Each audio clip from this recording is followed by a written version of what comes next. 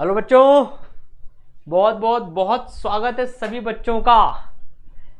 धमाका चालू करते हैं। केटीजी से स्टार्ट करेंगे, फिर थर्मोडायनामिक्स का रिवीजन करेंगे। मैंने यार इसमें मिनिमम से मिनिमम कंटेंट लेने की कोशिश करी, जो आपको ये तो होना ही चाहिए, मतलब एकदम समझ रहे हो। मतलब इसमें से कुछ छोड़ने का नहीं है। आप समझो यार सर ने तो बहुत ज़्यादा लिया होगा, नहीं, जितना रिक्वायर्ड है मैंने उतना लिया है। तो इसमें से कुछ भी चीज़ नहीं छोड़नी है, उसमें मैं ऑलरेडी मेहनत कर चुका हूँ पूरी की पूरी। ठीक है ना। नीट वाले बच्चों के लिए ये मोर देन सफिशिएंट है इन दो टॉपिक्स को क्रैक करने के लिए। ठीक है ना। पूरा फटाफट से रिवाइज करते जाओ। ठीक है। डेरिवेशंस इसमें नहीं करेंगे अपन, क्योंकि डेरिवेशंस बड़े वाले वीडियोस में हो रखे हैं यार, वो ये रिवीजन वीडियो है। ठीक है। चलो, तो सबसे पहले केटीजी देन थर्मोडायनामिक्स। तो केटीजी का पहला पार्ट, एवरेज स्पीड क्या होती है। देखो केटीजी में सबको पता है यार, बहुत सारे गैस के मॉलिक्यूल्स है। थोड़ी सी भूमिका बांध देता हूं मैं, है ना। बहुत सारे मॉलिक्यूल्स हैं कोई कंटेनर के अंदर में गैस के, कोई किधर मूव कर रहा है, कोई किधर मूव कर रहा है, कोई किधर मूव कर रहा है, कोई किधर मूव कर रहा है। ठीक है। किसकी क्या स्पीड है, किसकी क्या स्पीड है, किसकी क्या स्पीड है। ठीक है ना। पीवी इक्वल टू एनआरटी का नाम सुना होगा, जो थर्मोडायनामिक्स सुनेंगे। तो जो इन मॉलिक्यूल्स की गैस की जो एवरेज स्पीड होती है, ध्यान रखना ये एवरेज स्पीड है, उसका फॉर्मूला होता है under root 8RT by pi M. 8RT by pi M, very important formula, under root 8RT by pi M. ठीक है। एम जो है वो मोलर मास है, मोलर मास है ना। आर यूनिवर्सल गैस कांस्टेंट आपको पता है, टी टेम्परेचर है केल्विन में।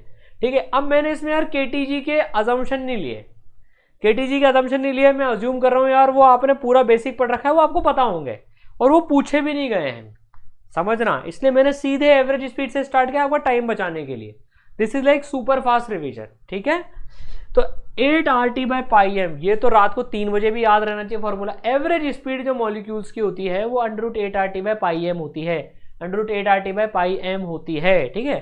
एवरेज वेलोसिटी कोई पूछे, अगर वेक्टर वाली वेलोसिटी कोई पूछे तो वो 0 होती है, क्योंकि यार रैंडम डायरेक्शन में जाते हैं ना सब, तो रैंडम वेक्टर्स का सम जब बहुत सारे होते हैं तो 0 होता है वो, तो 0 होता है वो। तो एवरेज वेलोसिटी 0 होती है, ये पूछता नहीं है कोई वैसे।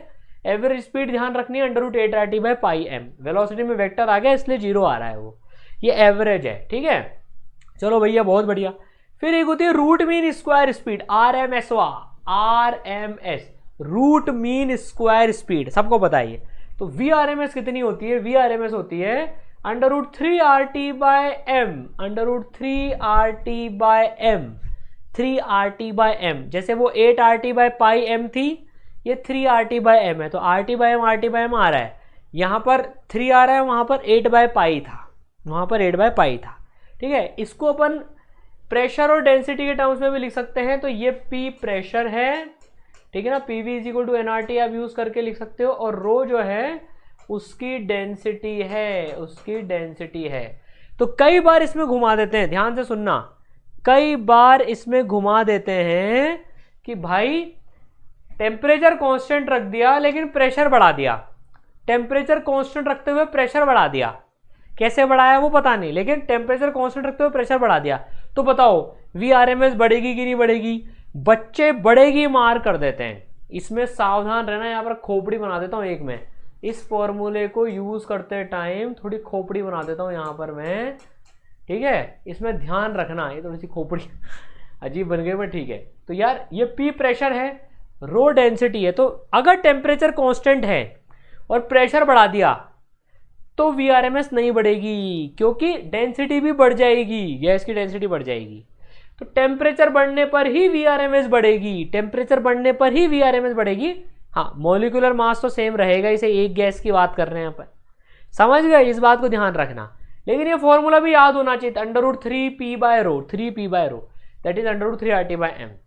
कैसे निकालते हैं रूट मीन स्क्वायर स्पीड, सारी को स्क्वायर कर देते हैं, उसका फिर मीन लेते हैं, फिर रूट लेते हैं। तो उल्टा चलते हैं इसमें अपन, पहले स्क्वायर करते हैं, स्क्वायर कर दी सबकी स्पीड, फिर मीन ले लिया, डिवाइड में n नंबर ऑफ मॉलिक्यूल्स हैं, फिर रूट ले लिया। तो रूट मीन स्क्वायर, ठीक है, रूट मीन स्क्वायर। ठीक है। चलो बहुत बढ़िया, चलो ऑसम। अब आती है तीसरी most probable speed. Most probable speed मतलब सबसे ज्यादा नंबर ऑफ मॉलिक्यूल्स की स्पीड होने की क्या संभावना है, सबसे ज्यादा मॉलिक्यूल्स की होने की संभावना, मोस्ट प्रोबेबल, सबसे ज्यादा, समझ रहे हो? जैसे इसका मतलब समझते हो मोस्ट प्रोबेबल का, अगर मैं इंडिया में 18 साल के बच्चों की हाइट नापूं तो मुझे सबसे ज्यादा मोस्ट प्रोबेबल हाइट मिलेगी शायद 5, 2 लड़कों की बात करें तो, लड़कियों की बात करें तो शायद 5। जस्ट एग्जांपल दे रहा हूं मैं, फील आई इसकी, समझ गए? इसका फॉर्मूला क्या होता है, √2RT/m, √2RT/m, ठीक है? तो सबसे पहली वाली बताओ क्या हो गई, फटाफट से बताओ, याद होनी चाहिए। एवरेज क्या हो गई, 8/π, सब अंडर रूट में, बस आपको ये फिगर याद रखना है। एवरेज क्या हो गई, 8/π, रूट मीन स्क्वायर क्या हो गई, 3, और मोस्ट प्रोबेबल क्या हो गई, 2, मोस्ट प्रोबेबल क्या हो गई, 2 हो गई वो, ठीक है? ये मैक्सवेल स्पीड डिस्ट्रीब्यूशन से आता है ये, ठीक है? चलो, ये डिराइव करने का टाइम नहीं होता इतना, इसलिए याद होनी चाहिए ये याद करनी पड़ेगी, एग्जाम में डिराइव करने का टाइम नहीं मिलता है इनको, बहुत बड़ा डेरिवेशन होता है इनका, ठीक है? चलो, बहुत बढ़िया। Now ideal gas equation PV = nRT। अच्छा, एक चीज रह गई, एक चीज जो रह गई वो आगे, हाँ, इनका है ना ऑर्डर कंपेयर कर लेते हैं यार। मैं यहाँ पर लिख लेता हूँ, अब आप बताओ, मैं आपके सामने लिखता हूँ यहाँ पर, ये V एवरेज है, V RMS है, और ये है V मोस्ट प्रोबेबल, ये है भैया √8/π। 8/π कितना होता है जरा देखें तो, 3.14, तो ये हो जाएगा 2.3 से 8 को मैं काटूं तो 2.6, थोड़ा सा कम, तो 2.5 समथिंग समथिंग हो जाएगा। ये है √3 और ये है √2। तो ऑर्डर बताओ, ऑर्डर बताओ सब लोग, इसका ऑर्डर भी आ जाता है नीट में, सीधे सिंपल इसका ऑर्डर भी आ जाता है, समझ गए? चलो, तो यार ऑर्डर बताओ, ऑर्डर बताओ, ऑर्डर बताओ, सबसे ज्यादा कौन, सबसे ज्यादा कौन, सबसे ज्यादा हो गई VRMS greater than V average greater than V most probable. ये ऑर्डर याद रखना। RMS सबसे, भूल जाओ, याद नहीं रह पाए तो तुरंत डिराइव कर लेना है ये, ठीक है? समझ गए? RMS सबसे ज्यादा, then V average, then V most probable, ठीक है? चलो, RMS average most probable, RAM Ram, क्या बात है। अबे पर ये ऐसे याद नहीं रहेगा ये ठीक है ना? रैम के ऑर्डर में है ये, ठीक है? RAM, रैम बोलो, राम बोलो, जो आपकी मर्जी है याद रखने की, ऐसे याद रख लो इसको। ये RMS, ये एवरेज, ये मोस्ट प्रोबेबल, ये वाह, ये नई ट्रिक आ गई अभी अपने पास में, क्या बात है। पढ़ाते पढ़ाते तो जबरदस्त ट्रिक्स आ जाती है, मजा आता है एकदम, इस पढ़ाने का बात ही अलग होता है यार। आइडियल गैस इक्वेशन बचपन से रटते हुए आ रहे हैं, PV = nRT, यहाँ टाइम नहीं दूंगा। R की वैल्यू होती है 8.314 या फिर 25/3, R की वैल्यू होती है 8.314 या फिर 25/3, ठीक है ना? यहाँ कोई बच्चा मत बोलना सर ये पता नहीं हमको PV = nRT क्या होती है, लपड़ मार दूंगा अगर किसी ने बोल दिया PV = nRT क्या होती है। Pressure into volume = nRT, pressure into volume nRT, ठीक है? N नंबर ऑफ मोल्स होते हैं, T टेम्परेचर होता है केल्विन में, P प्रेशर, V वॉल्यूम। एक चीज मैं यहाँ पर डिस्कस करना चाहूंगा, इस पर 2 बार क्वेश्चन आ गया, रिसर्च करके आते हैं ना, यही फायदा होता है। देखो, पता रहता है कि यार किस पे क्वेश्चन आया है। रियल गैस जो होती है ना, एक और गैस होती है, रियल गैस होती है, एक वंडरवाल इक्वेशन जिसमें होल्ड करते हैं, real gas behaves like ideal gas. कब करती, चलो बताओ, देखते किसी को याद है क्या ये? रियल गैस किस कंडीशन पे आइडियल गैस की तरह से बिहेव करती है ना? बिहेव्स क्लोज टू, या क्लोज टू बोल लो यार, क्लोज टू, लाइक के बदले क्लोज टू बोल लो, ठीक है ना? बोलो फटाफट से। अब इसमें क्या है, रटते हैं ना बच्चे, इसलिए याद नहीं रहता। अब इसका तरीका दिखाता हूं, देखो याद करने का। यार रियल गैस आप समझ रहा, अब ध्यान से सुनो, देखो सब लोग, अभी है इसकी खूबसूरती देखना। देखो, ये एडवांस में भी काम आता है कॉन्सेप्ट, मेन में भी काम आता है, नीट में भी काम आता है। यार मैं रियल गैस हूं, मैं रियल क्यों हूं?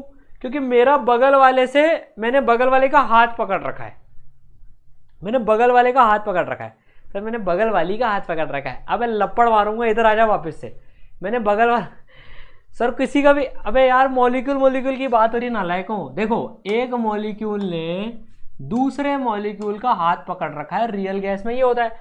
आइडियल गैस में तो मस्त मौला होते हैं, अबे तू तेरा जान में मेरा जानू, अपन तपुन के बीच में कोई अट्रैक्शन नाम की चीज नहीं है। तेरे में मेरे में भैया कोई अट्रैक्शन नहीं, अपन फ्री टू मूव है, कोई बॉन्ड नहीं अपने में। तो बॉन्ड, अब ध्यान से सुनना, देखो जीवन भर ये याद रहेगा कॉन्सेप्ट आपको, ये मेरी गारंटी है, जीवन भर याद रहेगा। आपके बच्चे बच्ची पोते पोती हो जाएंगे ना तो भी आपको याद रहेगा। देखो रियल गैस में आप इनका हाथ कब छुड़ा सकते हो, सोच के देखो, इनका हाथ आप कब छुड़ा सकते हो, जब इनको बहुत, जब आप जो है, अगर आपने इनकी स्पीड तेज कर दी, ध्यान से समझना, अगर आपने इनकी स्पीड तेज कर दी, अगर आपने इनकी स्पीड तेज कर दी तो ये तेज तेज तेज तेज भागेंगे, बुड़ुम बुड़ुम बुड़ुम बुड़ुम बुड़ुम बुड़ुम बुड़ुम, तेज से तेज भागेंगे, नहीं भागेंगे। तो इनका, ये फिजिक्स की फील्ड से आता है, तो इनका हाथ छोड़ने की चांस बढ़ जाएगी। जब ये तेज तेज तेज तेज भागेंगे, इधर उधर तेज तेज तेज भागेंगे, तो इनके हाथ छोड़ने की चांस बढ़ेगी ना, ये हाथ छोड़ देंगे यार। आपने और किसी ने हाथ पकड़ रखा है और अगर उसको मैं तेज तेज भगा दूं तो हाथ छूटने की चांस ज्यादा है। अब मैं तेज तेज कब भगा पाऊंगा, हाई टेम्परेचर पे। जैसे ही मैंने टेम्परेचर बढ़ाया इनकी वेलोसिटीज बढ़ जाएंगी, तो ये हाथ छोड़ देंगे, और हाथ छोड़ देंगे तो आइडियल की तरह से बिहेव करेंगे। तो टेम्परेचर आया हाई, समझ गए। अब प्रेशर में सोचो, अब प्रेशर में सोचो, आपने अगर प्रेशर हाई करने की कोशिश करी, कैसे कर सकते हैं प्रेशर का हाई, मान लो आपने इनकी वॉल्यूम कम कर दी, पास पास लिया है आप इनको, आपने प्रेशर हाई कर दिया, तो ये पास पास आते तो फिर एक दूसरे का हाथ पकड़ लेंगे, ये पास पास आने के बाद तो फिर एक दूसरे का हाथ पकड़ लेंगे, ये आपको इनको दूर दूर करना है। तो देखो यार काफी सारे बच्चों को याद नहीं रहता कि कब होता है, तो मैंने इसका तरीका आपको समझाया याद रखने का कि भाई इसमें जो बच्चों को रटते हैं ना, तो रटने वाली चीज कभी भूल जाते हैं। 4 ऑप्शन मिलेंगे आपको नीट में, आया हुआ है क्वेश्चन इस पे, एक नहीं 2 बार आया हुआ है। तो ये सोचो रियल गैस में जिसमें लोग हाथ पकड़ के रहते हैं उनका हाथ छुड़ाना है, तो स्पीड बढ़ाओ, स्पीड कैसे बढ़ाओगे, टेम्परेचर बढ़ा के बढ़ाओगे, तो हाई टेम्परेचर। और फिर आपने लो प्रेशर कर दिया, लो प्रेशर कर दिया मतलब आपने दूर दूर कर दी गैस मॉलिक्यूल्स को, तो वैसे भी हाथ कम पकड़ेंगे, तो लो प्रेशर, ठीक है, तो लो प्रेशर, ठीक है, तो हाई टेम्परेचर लो प्रेशर। अब याद रहेगा, विजुलाइज हुआ, ठीक है, बोलो समझ आई बात सबको, सर बिल्कुल है, ठीक है, चलो ऑसम। तो when high tea low P, high tea and low P, ठीक है, हाई टी होती है ना, वो शादियों में हाई टी होती है, शाम के नाश्ते को आजकल लोग हाई टी बोलते हैं, ठीक है। चलो बहुत बढ़िया। Now grams law of diffusion, ठीक है, ये ज़्यादा नहीं आता पर याद होना चाहिए, सिलेबस में तो है, ठीक है।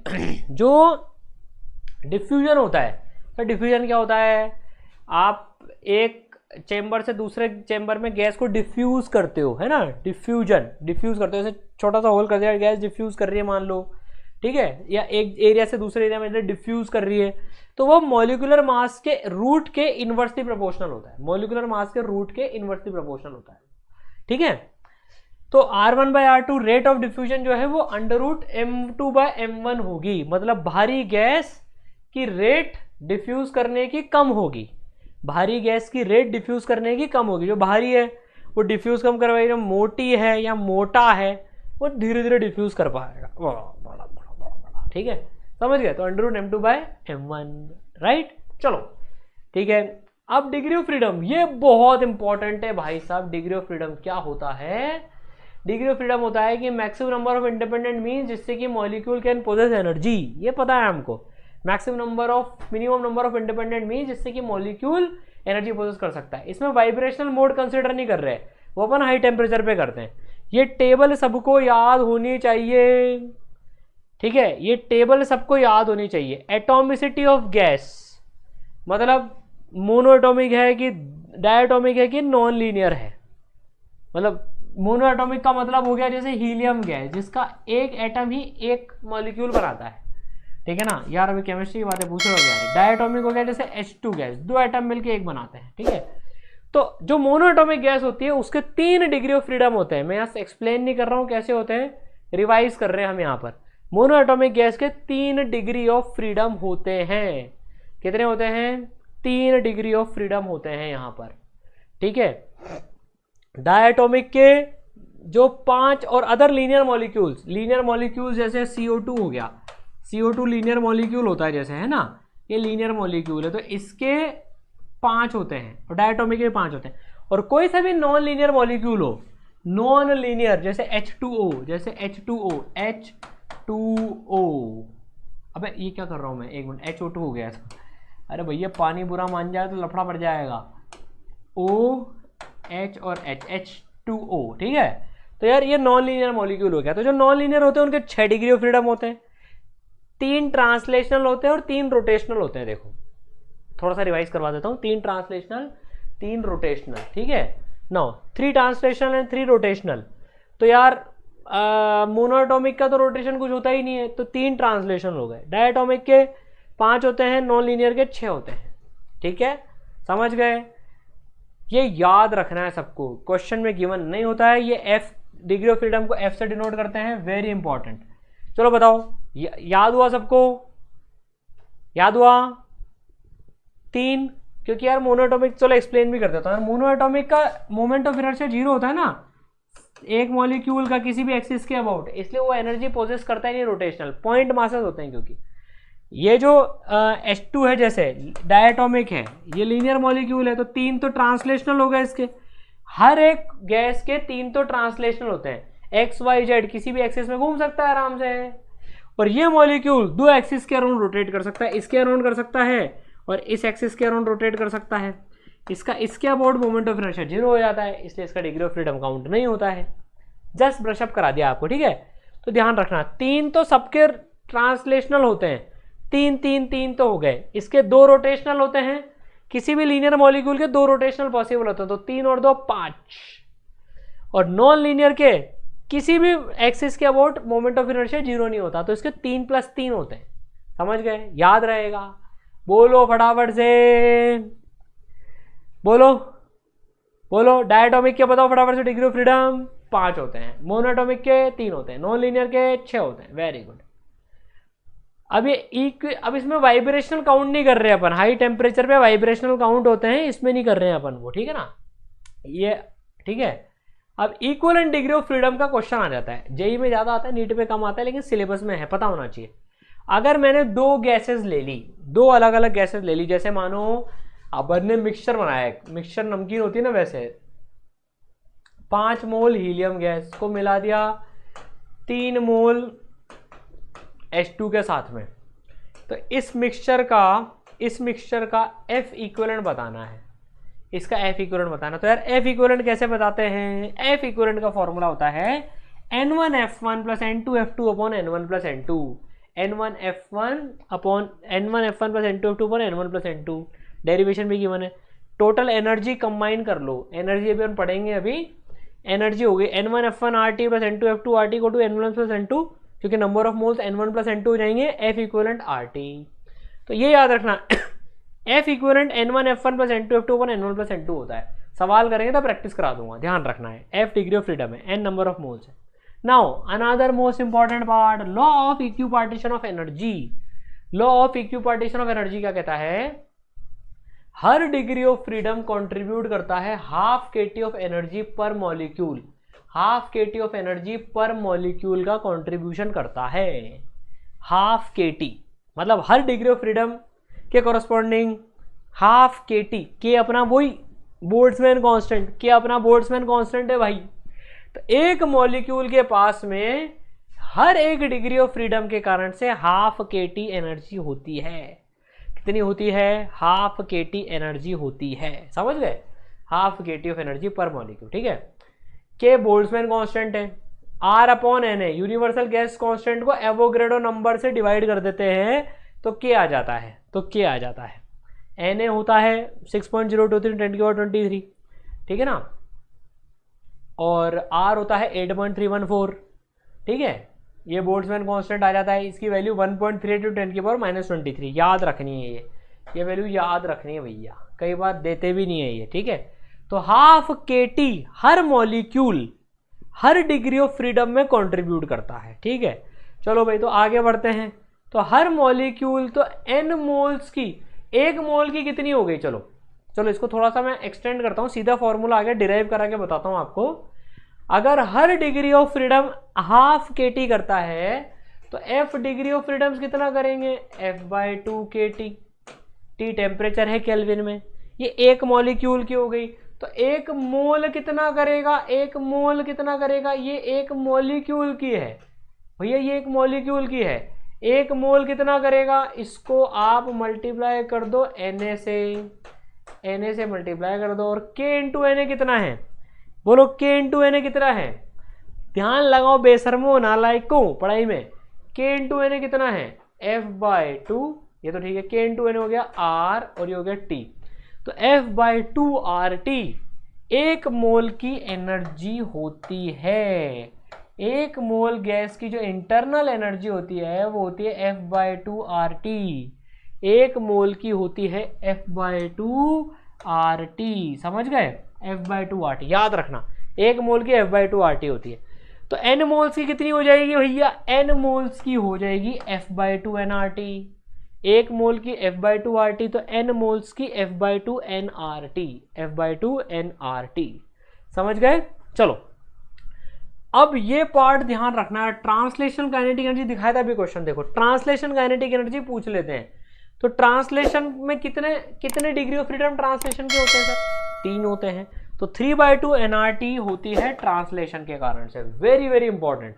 अब हम इस चैप्टर के एकदम कोर हार्ट में आ चुके हैं, ध्यान से सुनना, 3/2 nRT होती है 3/2 nRT, ठीक है, जिसको मैं 3/2 PV भी लिख सकता हूँ, जिसको मैं 3/2 PV लिख सकता हूँ यार, PV को nRT होती है ना, तो ट्रांसलेशन हो गई 3/2 nRT, टोटल कितनी हो गई F/2 nRT, टोटल कितनी हो गई F/2 nRT। तो अगर मैं H2 गैस की बात करूं, चलो H2 गैस की बात करूं, आप लोग आंसर करना, तो बोलो इसकी टोटल इंटरनल एनर्जी U कितनी हो गई और ट्रांसलेशनल कितनी हो गई, इसकी ट्रांसलेशनल कितनी हो गई, जरा दोनों बताओ। मैं RT और RT तो लिख देता हूं, यहां आप बताओ क्या फ्रैक्शन आएगा, बोलो फटाफट से, पहले ट्रांसलेशन बताओ, ट्रांसलेशन तो हर चीज की सेम होती है 3/2, टोटल इंटरनल एनर्जी बताओ H2 गैस की, सर H2 क्या है, डायटोमिक, डायटोमिक का F होता है 5, तो F/2 दैट इज 5/2 nRT, समझ गए, 5/2 nRT 3/2 nRT, ठीक है, याद रखना सब लोग ये, ठीक है। चलो बहुत बढ़िया।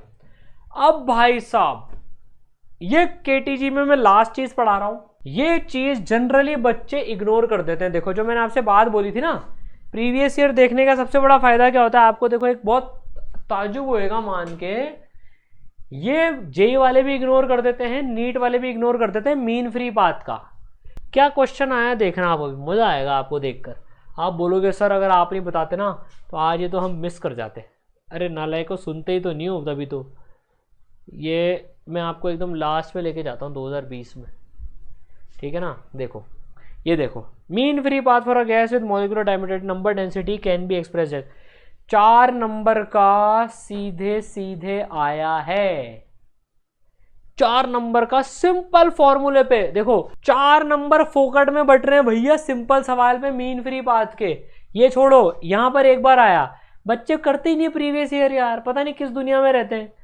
देखो और एक बार ये पहले आया था, जब नीट वालों को एनसीईआरटी बेस बनाना होता है ना तो वो ऐसे उलझुल काम करते हैं। देखो ये 2014 में आया था, mean free path of molecule of gas inversely proportional to, अब ये फॉर्मूले का एक पार्ट पूछ रहे हैं, ये समझ गए, ठीक है भैया, फिजिक्स वही जो दीवाना बना दे और आंसर वही जो मार्क्स दिला दे ठीक है, इसलिए यार याद रखना, ऐसा मत बोलना सर काश हमने आपकी बात सुन ली होती, इसका फॉर्मूला याद रखो।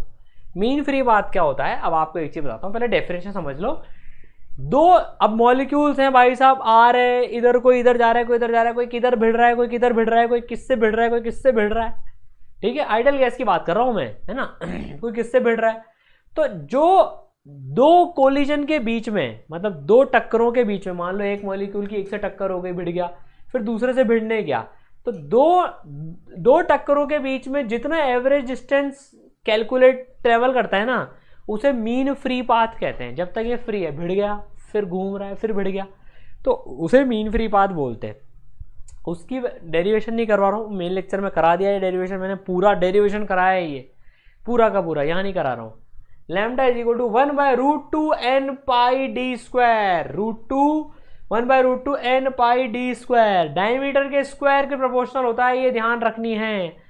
डायमीटर के स्क्वायर के प्रोपोर्शनल होता है। ये ध्यान रखनी है बात, किसके प्रोपोर्शनल होता है? डायमीटर के स्क्वायर के प्रोपोर्शनल होता है। तो एन पाई डी स्क्वायर, एन पाई डी स्क्वायर, एन पाई डी स्क्वायर, एन पाई डी स्क्वायर, एन पाई डी स्क्वायर याद रखना।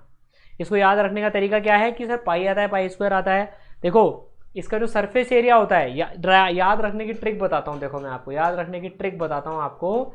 इसका जो सरफेस एरिया होता है वो कितना होता है? 4 pi r square, 4 pi r square. R को डायमीटर से रिप्लेस करोगे आप, आर को डायमीटर से रिप्लेस करोगे। ट्रिक बता रहा हूँ, ये लॉजिक नहीं ट्रिक है। भूल जाओ तो क्या करेंगे सर? ये ट्रिक याद रखना। ये ट्रिक्स आपको एग्जाम में बताती हैं, क्योंकि देखो 90 चैप्टर के फॉर्मूले याद नहीं रहते हैं। बहुत ध्यान से ट्रिक सुनना सब लोग।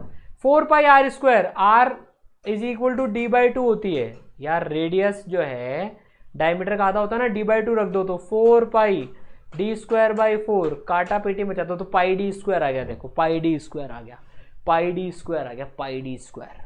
और N molecules, number of molecules per unit volume. N है तो एन है नीचे। बोलो समझ गए? अब बताओ फॉर्मूला बताओ। 1/√2 तो है ही सही, एन है ही सही, बाकी क्या है? पाई डी स्क्वायर, पाई डी स्क्वायर। ठीक है, चलो तो जो डी है वो डायमीटर ऑफ मॉलिक्यूल है, एन नंबर डेंसिटी मतलब molecules per unit volume, number density. ठीक है, चलो ऑसम। और ये माइंड मैप प्रिंट करा लेना यार। मैं बार बार बोल बोल के थक गया, पर आप सुन सुन के नहीं थके।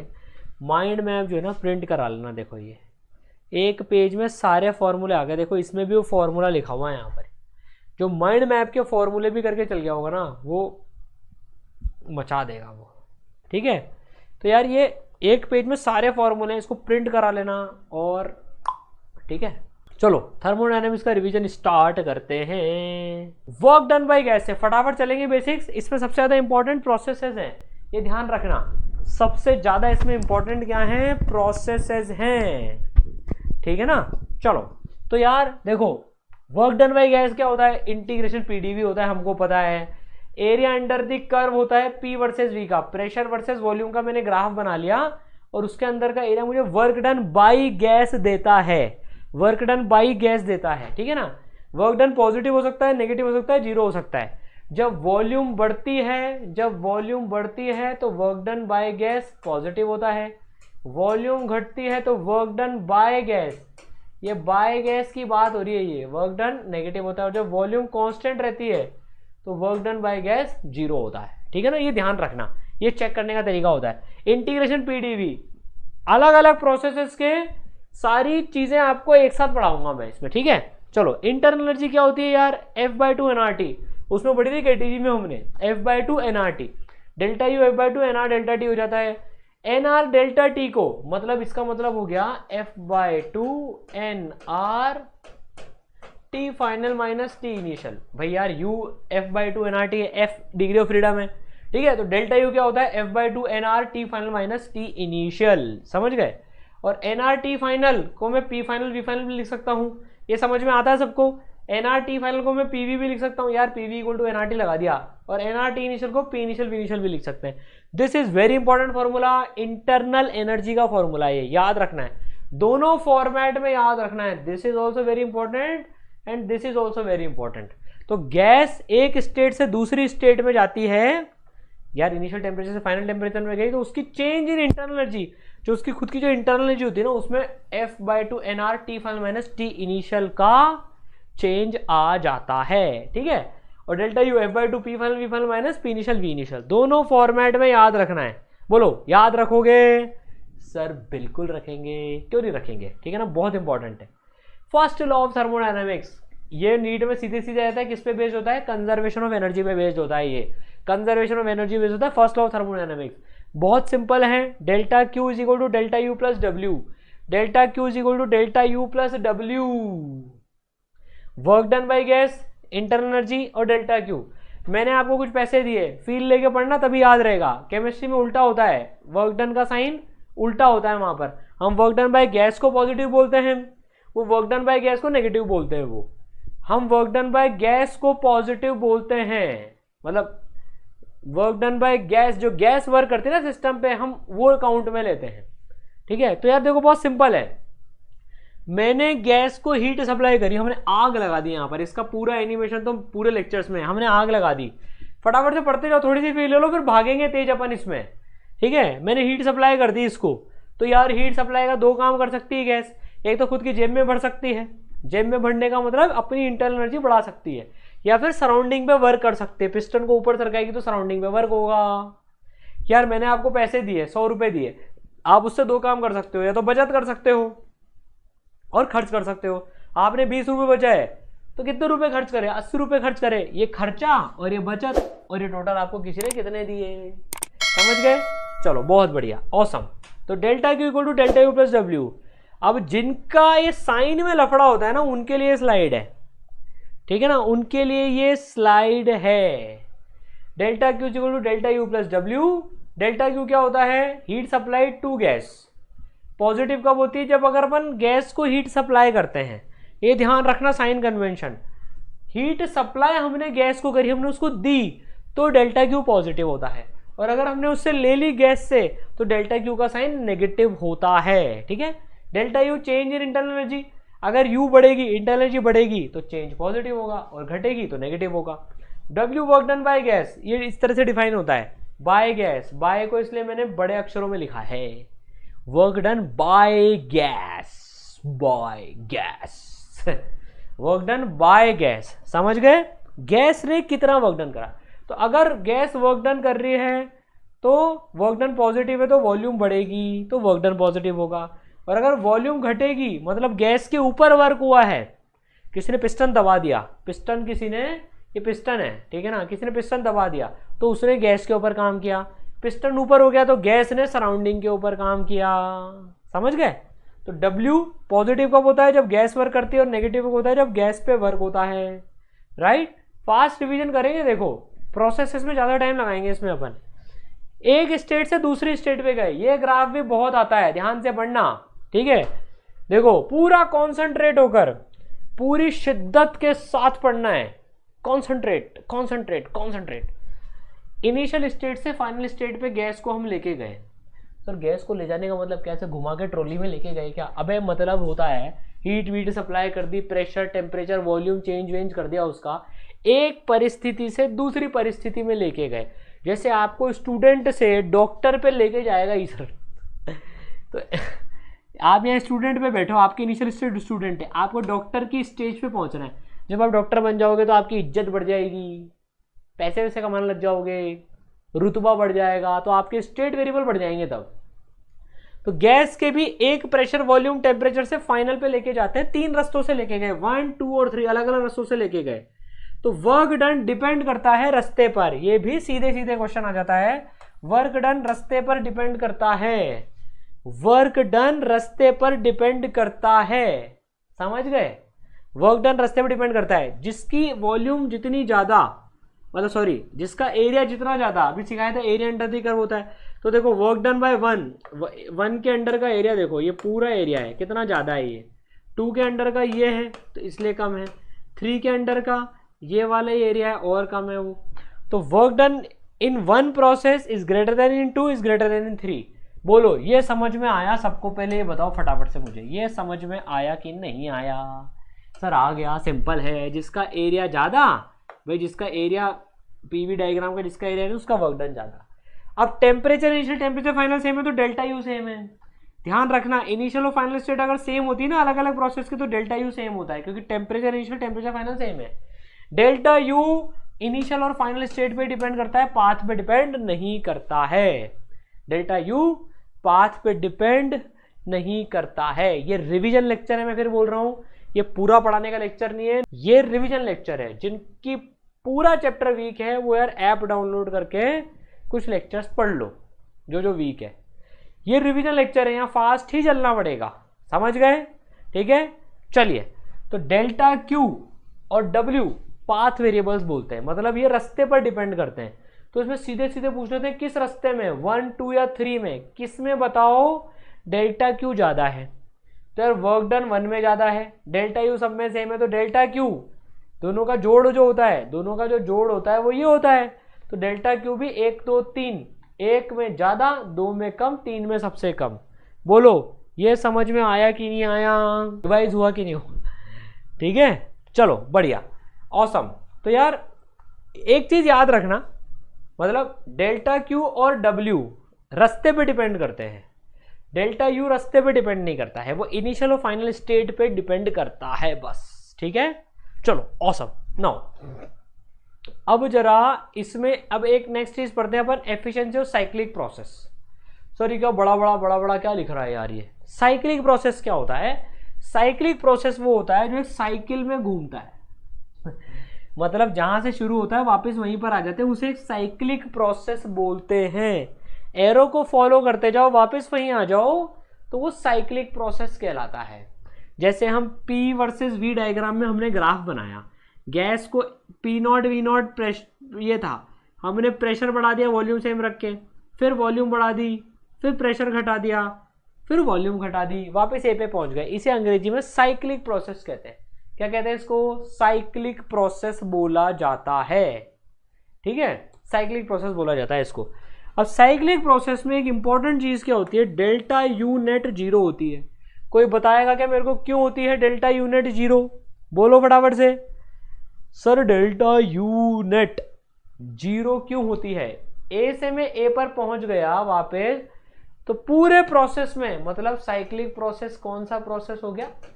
बोलो बोलो बोलो बोलो, साइक्लिक प्रोसेस कौन सा प्रोसेस हो गया? A B C D A से ए तक वापस आ गए। फटाफट से बोलो कि यार साइक्लिक प्रोसेस जो है उसमें डेल्टा यूनिट जीरो क्यों हो गया? क्योंकि सर ए से ए पे पहुंचे, यहां पर टेम्परेचर तो उतना का उतना ही है, तो F/2 NR delta T zero है, तो साइक्लिक प्रोसेस में डेल्टा यू जीरो होता है। सीधे सीधे कई बार सवाल आ जाता है इस पर, ध्यान रखना। डेल्टा यू नेट जीरो होता है साइक्लिक प्रोसेस में।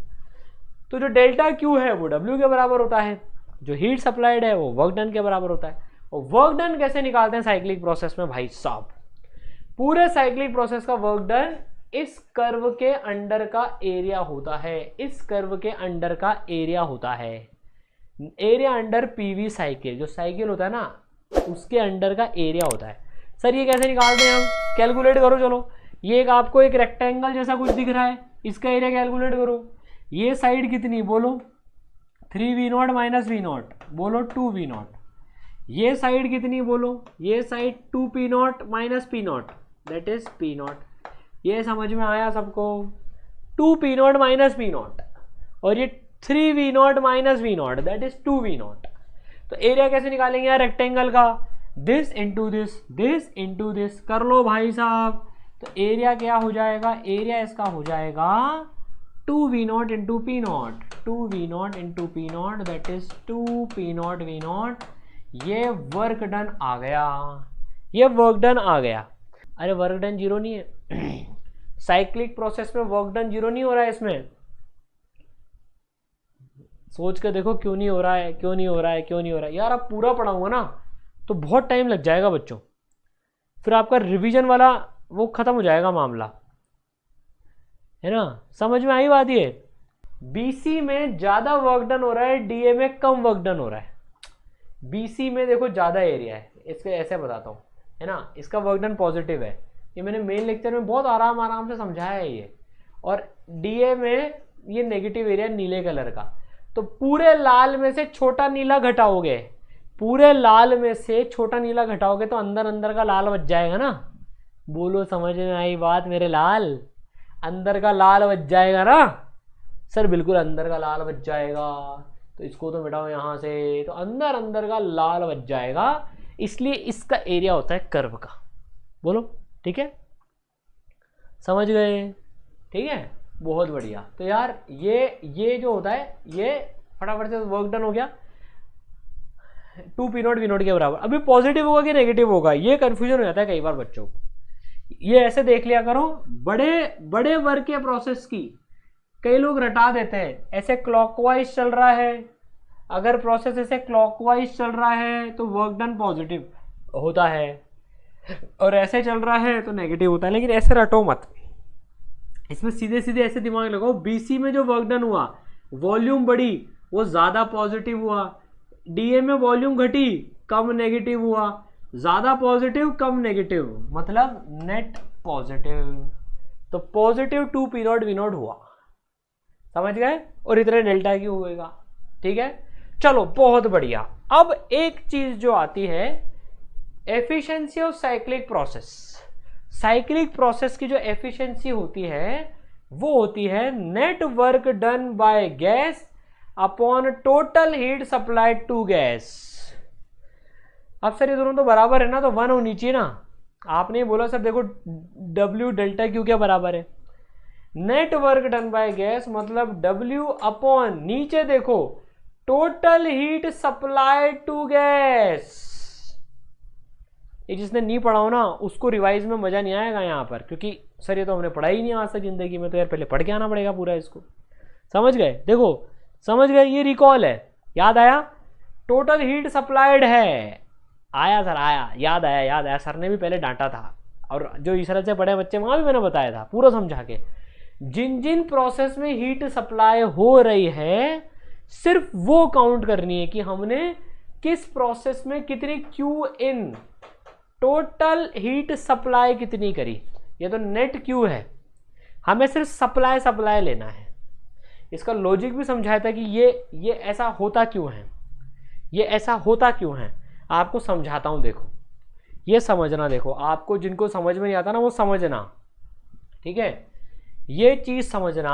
मान लो आपके पास में गाड़ी है, अभी तो पेट्रोल के दाम भी बहुत बढ़ रहे हैं, मान लो आपकी गाड़ी पेट्रोल जला रही है, जलाती है वो, तो पेट्रोल जलने से मतलब आपके इंजन को वो हीट दे रही है।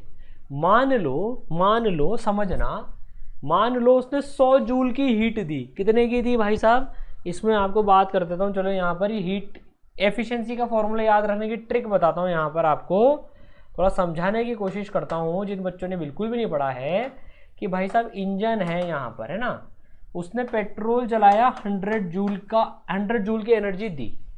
अब यार धुआं भी निकलता है गाड़ी में से, मान लो 20 जूल हीट का धुआं निकल गया, 20 जूल हीट का धुआं निकल गया, तो क्यू इन कितनी हुई, 100 रुपए की। उसने फोकट में वेस्ट कितनी कर दी, क्यू आउट टोटल करी उसने 20 जूल की। अब भाई साहब वर्क डन, जो इंजन ने काम किया, वर्क डन कितना किया, 100 - 20 दैट इज 80 जूल। तो आप एफिशिएंसी कितनी बोलोगे, बोलो, मैंने 100 रुपए दिए, तूने साले 20 रुपए बर्बाद कर दिए और 80 रुपए काम में लिए, तो तेरी एफिशिएंसी क्या है, एफिशिएंसी क्या है, मैं कैसे जोड़ूंगा, 80 अपॉन मैंने जो दिए 100 दैट इज 0.8, मेरी एफिशिएंसी है 0.8, 80% एफिशिएंसी है, मतलब क्लियर हुई बात सबको ये। इसलिए अपन work done net upon total heat supply लेते हैं। जो वेस्ट कर दिया उसका मैं क्या करूं यार, वो तेरी एफिशिएंसी में थोड़ी काउंट होगा। ऊपर वाले ने तेरे को 24 घंटे दिए हैं, अब तू उसमें से 12 घंटे बर्बाद कर रहा है मान ले, तो तेरी एफिशिएंसी क्या है, 50% है। और सर क्या मजाक कर रहे हो, सर सोएंगे भी तो सही, अबे पढ़ने के 24 घंटे मान ले तू, ठीक है ना समझ गए, ठीक है, फील आई। चलो मोलर हीट कैपेसिटी क्या होती है, molar heat capacity of gas delta Q equal to N C delta T, ये फॉर्मूला पढ़ा था हमने, एन सी डेल्टा टी होता है N number of moles, C molar heat capacity, delta T is change in temperature. जैसे M S delta T होता है calorimetry में, यहाँ पर एन सी डेल्टा टी होता है, सी मोलर हीट कैपेसिटी होती है, ठीक है ना। डेल्टा क्यू पर एन डेल्टा टी से निकाल सकते हैं, डेल्टा क्यू प्रोसेस पे डिपेंड करता है तो सी भी प्रोसेस पे डिपेंड करता है। हर प्रोसेस की मोलर हीट कैपेसिटी अलग अलग होती है, ठीक है। चलो देखते हैं अब जरा, अब अलग अलग प्रोसेसेस देखते हैं, देखो अपन अब अलग अलग प्रोसेसेस देखते हैं, ठीक है ना। अब यार इसमें एक जबरदस्त ट्रिक बताऊंगा आपको, देखो एक मस्त वाली है ना, ये यहाँ पर सबसे पहला प्रोसेस अपन पढ़ रहे हैं आइसोकोरिक प्रोसेस। आइसोकोरिक प्रोसेस, अभी मैंने पिछली बार जेईई मेन में भी ये ट्रिक बताई थी और उससे सीधे सीधे क्वेश्चन आ गए थे, बच्चे भूल जाते हैं आइसोकोरिक कौन होता है, आइसोबारिक कौन होता है, आइसोकोरिक कौन होता है, आइसोबारिक कौन होता है, आइसोथर्मल कौन होता है। देखो इसको याद करने की ट्रिक बताता हूँ सबसे पहले तो देखो, आइसोथर्मल, आइसो मतलब होता है सेम, आइसो मतलब होता है सेम, थर्मल मतलब होता है टेम्परेचर हीट, थर्मल मतलब हीट से मामला रिलेटेड है, तो आइसोथर्मल मतलब जिसमें टेम्परेचर सेम होता है, टेम्परेचर कांस्टेंट होता है, उसे आइसोथर्मल कहते हैं। याद रखने की ट्रिक। आइसोबारिक में एक चीज देखो आप, आइसोबारिक किधर गया तू, अरे बाप रे हमने गलत लिख दिया यहाँ पर, अरे सॉरी शक्तिमान, ये हमने वी कांस्टेंट और ये यहाँ पर आइसोबारिक आएगा यार, ये सॉरी मैंने कहा आइसोबारिक कहाँ चले गया है, ये आइसोबारिक प्रोसेस है। आइसोबारिक में देखो बार आ रहा है, नाले को बार सुन के गलत मत समझो, याद रखने की ट्रिक बता रहा हूँ यहाँ पर, ठीक है ना। देखो याद रखने की ट्रिक बता रहा हूँ, आइसोबारिक बार आ रहा है यहाँ पर, बार मतलब फिर लफड़े की बात सोची, अरे प्रेशर को नापने का यूनिट क्या होता है, अब प्रेशर को पास्कल के साथ में बार भी तो होता है, तो आइसोबारिक बार आ रहा है यहाँ पर, जहां पर बार आ रहा है मतलब वहां पर प्रेशर है, प्रेशर कांस्टेंट है। आइसो मतलब सेम, बार प्रेशर का यूनिट होता है, तो आइसोबारिक इज प्रेशर कांस्टेंट। समझ गए।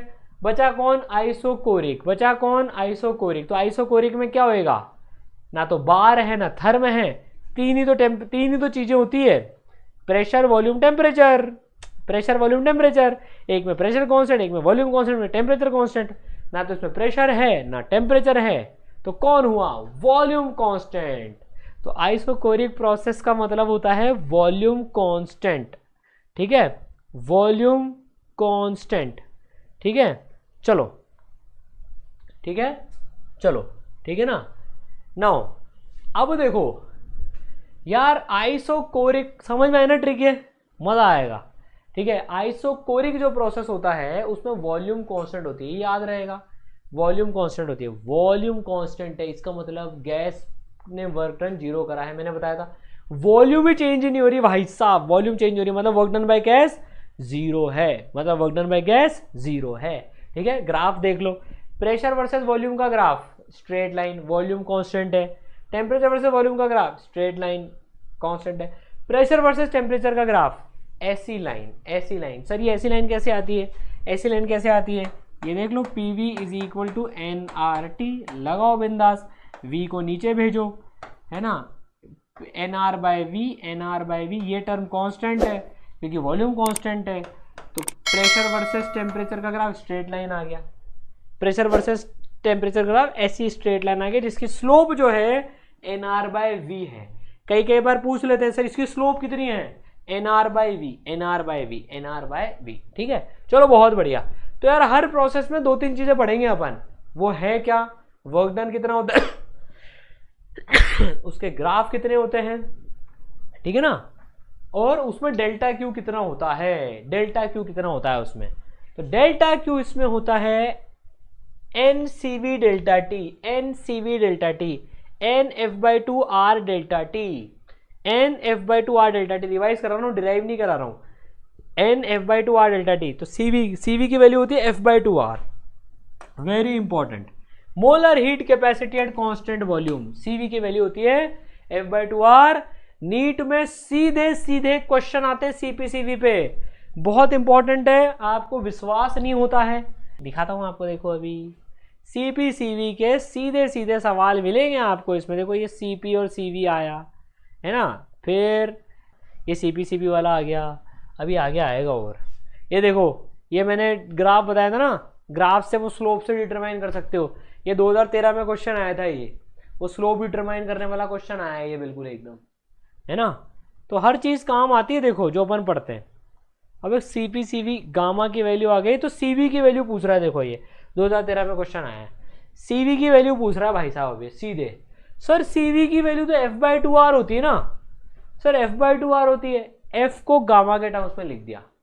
तो जो भी मैं पढ़ा रहा हूँ ना, एक एक चीज़ इंपॉर्टेंट है, और मैं अगर बोल रहा हूँ इसको याद रखना है, मतलब याद रखना है, भूलना नहीं है। फिर 3 बजे भी जो है ना रात को सपने में से क्यों उठा दे, CV की वैल्यू बता, F/2R, सो जाओ ठीक है। तो F/2R, this is molar heat capacity at constant volume, ठीक है।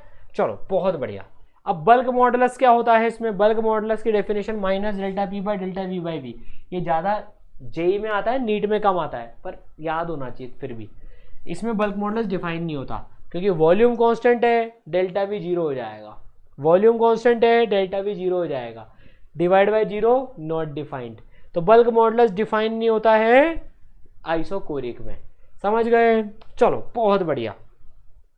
तो डेल्टा क्यू की वैल्यू बोलो N C V delta T, N C V delta T. समझ गए? ठीक है।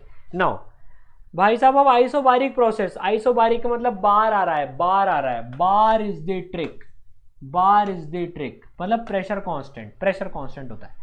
प्रेशर कांस्टेंट का ग्राफ कैसा आएगा? Pressure constant. टेम्परेचर वॉल्यूम का ग्राफ ऐसा आएगा।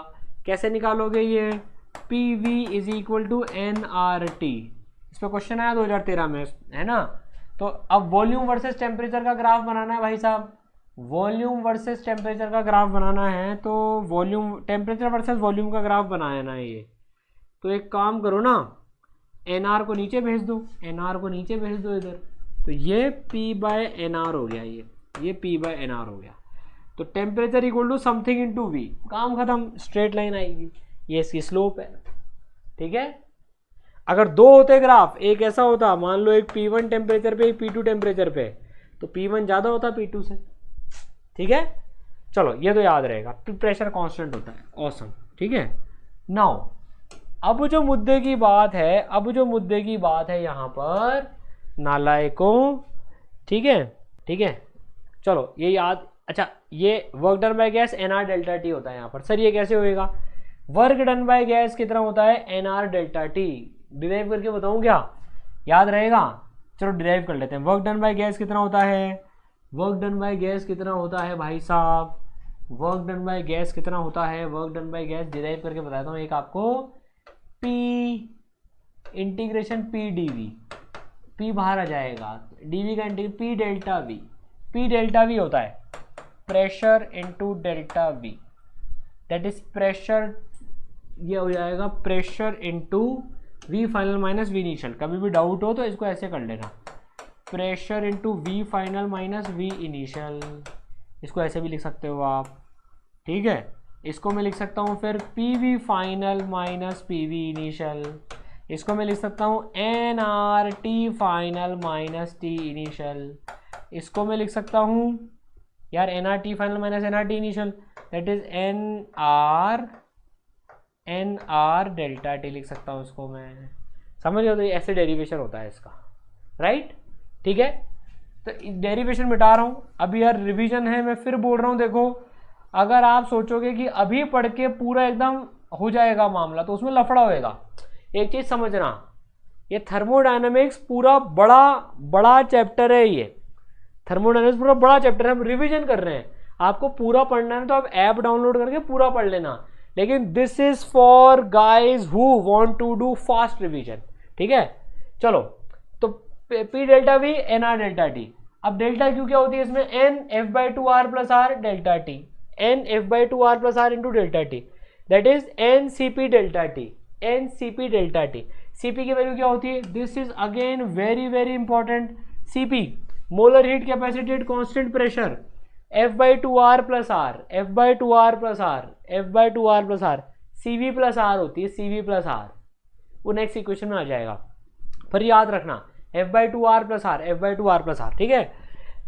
Molar heat capacity at constant pressure. ठीक है? अब बल्क मॉडुलस कितना होता है इसमें? जीरो होता है, क्योंकि डेल्टा पी है, प्रेशर चेंज हो ही नहीं रहा है, तो बल्क मॉडुलस जीरो होता है, बल्क मॉडुलस जीरो होता है। Very good. चलिए आइसोथर्मल प्रोसेस, फटाफट। आइसोथर्मल मतलब सेम, थर्मल मतलब T, temperature same, T versus V का ग्राफ, टेम्परेचर कांस्टेंट।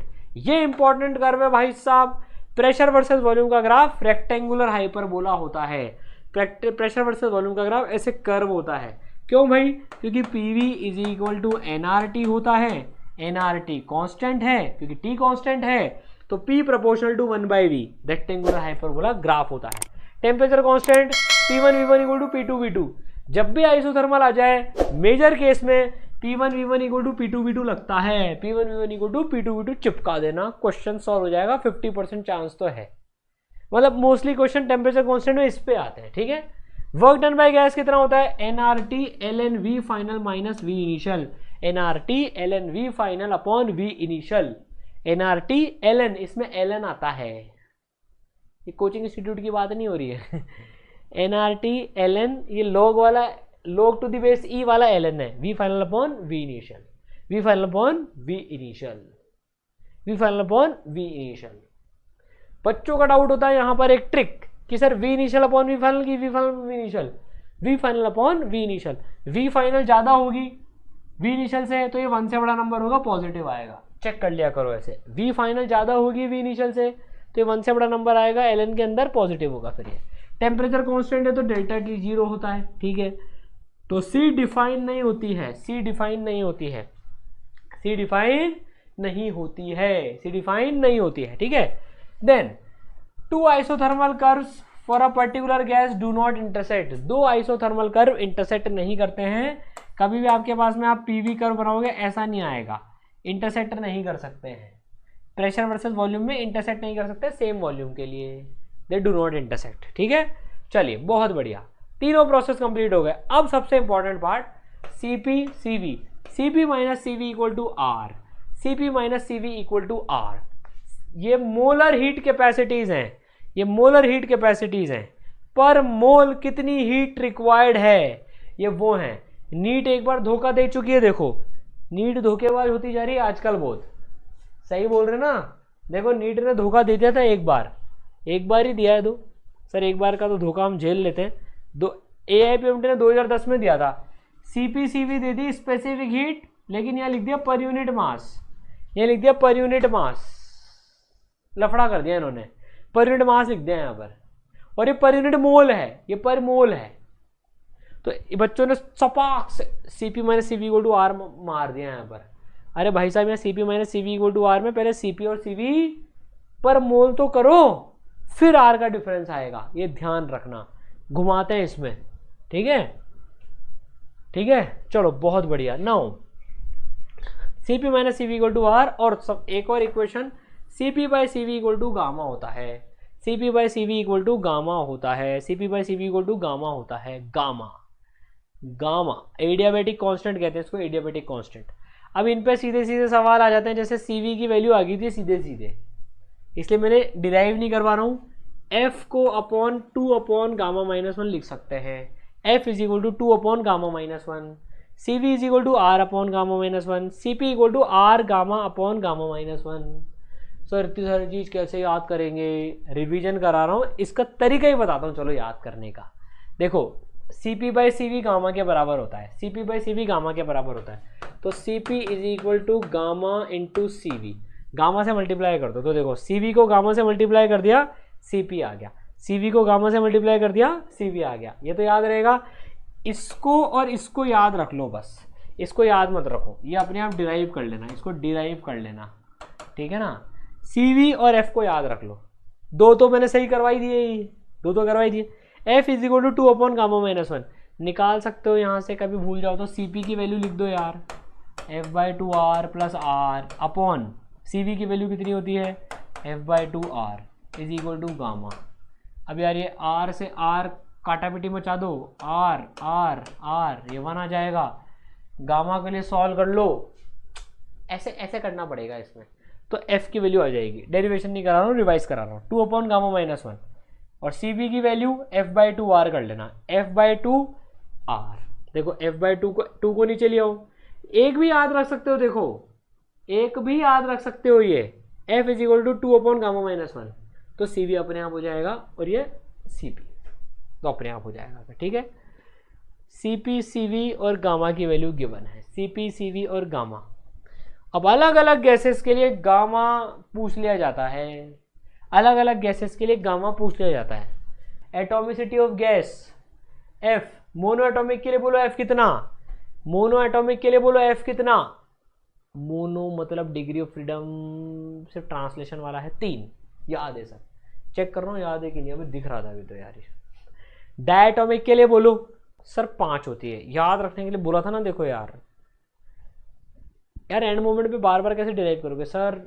डायटोमिक में मतलब क्या होता है कि लीनियर होता है डायटोमिक का मॉलिक्यूल, 3 ट्रांसलेशन के और 2 रोटेशन के।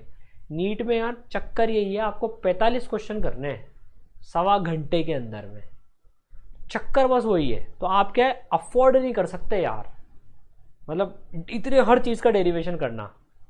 फास्ट एग्जाम है ये चीज़ें टिप्स पे रहनी चाहिए। समझते टाइम तो हम पूरा समझते हैं, समझने में तो पूरा थर्मोडायनेमिक्स 10-12 घंटे का टॉपिक है कम से कम, है ना, लेकिन आपके पास में बायोलॉजी भी है, केमिस्ट्री भी, फिजिक्स भी है, तो थोड़ा सा इनको यार याद रखो। डायटोमिक के लिए 5 होता है, पॉलीएटॉमिक या नॉन लीनियर के लिए 6 होता है। अब डिराइव कर लेना, CV की वैल्यू F/2R ये हो गई, CP की वैल्यू, इसमें R जोड़ दो, इसमें R जोड़ दो, 3/2 में R जोड़ा 5/2 आ गया, 5/2 में 1 जोड़ा 7/2 आ गया, 3 में 1 जोड़ा 4 आ गया। मेजर चीज क्या है, गामा की वैल्यू CP/CV। CP ये याद रखना, मतलब ये डिराइव करना आना चाहिए। 5/2 डिवाइड बाई 3/2, 5/3, फिर ये 7/5, फिर ये 4/3। तो इसकी ट्रिक बताऊं आपको, इसकी ट्रिक बताऊं, इसकी ट्रिक क्या है, देखो जैसे जैसे गैस की एटॉमिसिटी बढ़ती जा रही है ना, एटॉमिसिटी बढ़ती जा रही है, मतलब उसमें एटम्स ज्यादा होते जा रहे हैं एक मॉलिक्यूल में, वैसे वैसे गामा घटता जा रहा है। देखो यहाँ पर घटता जा रहा है, डिक्रीज करता जा रहा है यहाँ पर गामा, ठीक है। तो मोनोएटॉमिक का सबसे ज्यादा, फिर डायटोमिक का, और फिर ट्राइएटॉमिक नॉन लीनियर या पॉलीएटॉमिक का। पॉलीएटॉमिक आ जाए मतलब बहुत सारे मॉलिक्यूल्स हैं, तो नॉन लीनियर ही होते हैं, वो एक लाइन में जनरली नहीं होते, ठीक है। तो गामा निकालना आ गया, रिवीजन हुआ, थोड़ा रिफ्रेश हुआ, झाड़ू फिरा दिमाग से ठीक है, चलो बहुत बढ़िया। अब यार ये क्वेश्चन जो है ये जेई मेन में ज़्यादा आता है, लेकिन मैंने ले लिया, एक आध बार आया था शायद यहाँ पर नीट में भी, है ना। गामा नेट निकालने के लिए भाई एक दो गैसेस मिक्स कर दी, इसलिए मैंने क्वेश्चन ले लिया। अभी 2 गैसेस मिक्स कर दी, गामा 1 वाली गैस जिसका मोल्स है N1 और गामा 2 वाली गैस जिसके मोल्स है N2। हमें गामा मिक्सचर निकालना है भाई साहब। अब सर ने पहले F मिक्सचर निकलवाया था, अब गामा मिक्सचर निकाल रहे हैं। जैसे नहीं होता एवरेज हाइट निकालो भाई, 2 लोग हैं, एक की हाइट इतनी, एक की उतनी है। बच्चे इसमें क्या गलती करते हैं, बच्चे इसमें ये फॉर्मूला लगा देते हैं, sir simple N1 gamma 1 plus N2 gamma 2 upon N1 plus N2। ये नहीं लगेगा, ये नहीं लगेगा इसमें। F मिक्सचर में लग जाता है ये, लेकिन गामा में नहीं लगता, ये ध्यान रखना, इसलिए डेंजर का साइन बनाना है खोपड़ी का, ये नहीं लगाना है, ये लगता है इसमें। F के बदले 2 अपॉन गामा -1 लिखना पड़ेगा। F को गामा के टर्म्स में लिखो, फिर जाके काम करो, समझ गए। तो कभी भी गामा मिक्सचर पूछ लिया जाए, वैसे इस लेवल तक बहुत कम जाते हैं, लेकिन टफ बनाना होगा तो पूछेंगे। गामा मिक्सचर पूछ लिया तो गामा मिक्सचर का ये फॉर्मूला होता है जो इससे डिराइव होता है। F1 is equal to 2 upon gamma -1, F2 2 upon gamma -2, N1 plus N2 इधर गया 2 अपॉन गामा मिक्सचर -1, इस तरह से करा जाता है, ठीक है। चलिए ऑसम। नाउ अब जो एक इंपॉर्टेंट प्रोसेस एक और होता है, that is adiabatic process, that is adiabatic process. तो एडियाबैटिक प्रोसेस में क्या होता है यार, एडियाबैटिक प्रोसेस में होता है, फटाफट से फॉर्मूला रिवाइज करते हैं। एडियाबैटिक प्रोसेस को कहते हैं जिसमें DQ 0 होता है, हीट सप्लाई 0 होती है, जिसमें कंटेनर में गैस भरी हुई है, इंसुलेटेड कर दिया कंटेनर को, हमने इंसुलेट कर दिया। कभी भी ऐसा हो जाए इंसुलेट कर दिया, मतलब अंदर से कोई बाहर ना आ सके, बाहर से कोई अंदर ना आ सके, ना जा सके, जो भी है, ठीक है। हीट सप्लाई 0 हो गई और हीट देना भी 0 हो गई, उसे एडियाबैटिक प्रोसेस कहते हैं। Delta Q is equal to 0, उसे बोलते हैं डेल्टा Q इक्वल टू 0। इस केस में क्या होता है, work done minus delta U के बराबर होता है। इसकी इक्वेशन क्या होती है, PV की power gamma equal to constant, PV की power gamma equal to constant, PV की power gamma equal to constant. इसमें इक्वेशन लगाते हैं P1 V1 की power gamma equal to P2 V2 की पावर गामा। एडियाबैटिक प्रोसेस में PV की power gamma equal to constant, P1 V1 की power gamma equal to P2 V2 की power gamma. Work done by gas minus delta U के बराबर होता है, work done by gas minus delta U के बराबर होता है, minus F/2 NR delta T, minus F/2 NR delta T, delta U का नेगेटिव, दैट इज F/2 को लिख दिया 1 अपॉन गामा -1, F/2 को लिख दिया 1 upon gamma -1, NR delta T upon gamma -1। याद रखना है ये। इसको कैसे डिराइव करेंगे सर, माइनस डेल्टा U से डिराइव कर लिया करो इसको। वर्क डन बाय गैस कई बार सीधे सीधे पूछ लिया जाता है, एडियाबैटिक में माइनस डेल्टा U के बराबर होगा। सर ये कैसे आया, अरे यार delta Q is equal to delta U plus work done by gas, तो work done by gas minus delta U के बराबर होगा कि नहीं होगा यार? Work done by gas minus delta U के बराबर होगा ना, ठीक है। तो minus F by two N R delta T, that is N R delta T upon 1 minus gamma, that is P final V final minus P final P initial V initial. इस तरह से टेढ़ा प्रोसेस है ये, पर ये इसमें थोड़ा सा आपको जोर लगाना पड़ेगा, देखो लगाना तो पड़ेगा जोर, बिल्कुल, मतलब ये थोड़ा सा टिपिकल काम है इसका ये, ठीक है। तो वर्क डन बाय गैस याद रखना यार, आप किसी भी एक फॉर्मूले को याद रख लो, इन दोनों में से इसको याद रख लो, N R delta T upon 1 minus gamma, N R delta T upon 1 minus gamma, ठीक है। इसमें सी कितनी होती है? 0 होती है, इसमें सी 0 होती है, इसमें मोलर हीट कैपेसिटी 0 होती है, क्योंकि डेल्टा क्यू 0 है तो सी 0 होगी। बल्क मॉडुलस गामा पी होता है, डिराइव कर सकते हो पर बहुत टाइम लगता है, बल्क मॉडुलस गामा पी होता है। डायरेक्ट क्वेश्चन आएंगे ना तब आप याद करोगे यार सारांश सर ने एंड टाइम पर सारी चीज रिवाइज कर दी, सटासट क्वेश्चन देखते ही बन गया ये वाला। तो जेई मेन में तो 2-3 बार आ चुका है सीधे के सीधे, नीट में भी एक आध बार आया, ज़्यादा नहीं आता पर गुंजाइश है। बल्क मॉडुलस याद रखना एडियाबैटिक प्रोसेस का गामा पी होता है, gamma into P, gamma into P. आपको एक तरीका दिखाता हूँ, देखो हम इसको याद रखने का। हमने आइसोथर्मल प्रोसेस में क्या पढ़ा था? पीवी इक्वल टू कॉन्स्टेंट पढ़ा था, ये पढ़ा था हमने आइसोथर्मल प्रोसेस में। देखो आइसोथर्मल प्रोसेस में क्या पढ़ा था हमने, वापस लाता हूँ, देखो आइसोथर्मल प्रोसेस में क्या पढ़ा था? पीवी इक्वल टू कॉन्स्टेंट पढ़ा था हमने, है ना। एडियाबैटिक प्रोसेस में पीवी की power gamma equal to constant हो जाता है, पीवी की power gamma equal to constant हो जाता है, ये डिफरेंस होता है दोनों में, ठीक है। इसमें बल्क मॉडुलस गामा पी के बराबर हो जाता है। 2 आइसोथर्म इंटरसेक्ट नहीं करते, 2 एडियाबैटिक भी इंटरसेक्ट नहीं करते, 2 एडियाबैटिक भी इंटरसेक्ट नहीं करते हैं, अलग अलग होते हैं, ठीक है। अब इसमें जो एडियाबैटिक प्रोसेस का ग्राफ होता है यार, ये इतना इंपॉर्टेंट नहीं है, लेकिन मुझे यहाँ पर एक चीज़ बतानी है, कई बार ऐसा क्वेश्चन आ जाता है कि भाई साहब ये दो ग्राफ हैं, इनमें से एक आइसोथर्मल है, आइसोथर्मल का ग्राफ है, और इसमें से एक एडियाबैटिक का ग्राफ है, एडियाबैटिक का ग्राफ है इसमें से एक, और एक आइसोथर्मल का ग्राफ है। बताओ, ये 1 ग्राफ है, ये 2 ग्राफ है, ये प्रेशर वर्सेस वॉल्यूम के टेम्परेचर में बना है। बोलो फटाफट से, अब किसके आगे 1 लिखूं, किसके आगे 2 लिखूं? बताओ फटाफट से। अब यहाँ पर 1 वाला आइसोथर्मल है और 2 वाला एडियाबैटिक है। तुक्का हमारा लग गया, बहुत अच्छी बात, लेकिन लॉजिक भी समझ लो। एडियाबैटिक वो होता है जहां पर टच हो रहे हो ना, जैसे देखो ये यहाँ पर टच हो रहा है, ये यहाँ पर टच जहां पर मिल रहे हैं ना, वहां फिसल पट्टी बना लिया करो, ये 2 नंबर की फिसल पट्टी है, ये 1 नंबर की फिसल पट्टी, देखो ये 1 नंबर की फिसल पट्टी है। जिसकी फिसल पट्टी खड़ी वो एडियाबैटिक बड़ी, ये इसकी फिसल पट्टी बड़ी होती है, यहाँ पर इसकी फिसल पट्टी बड़ी होती है, इसकी फिसल पट्टी बड़ी होती है जहां पर इंटरसेक्ट कर रहे हैं ना। तो देखो 2 वाले की फिसल पट्टी बड़ी है, मतलब 2 एडियाबैटिक है, समझ गए?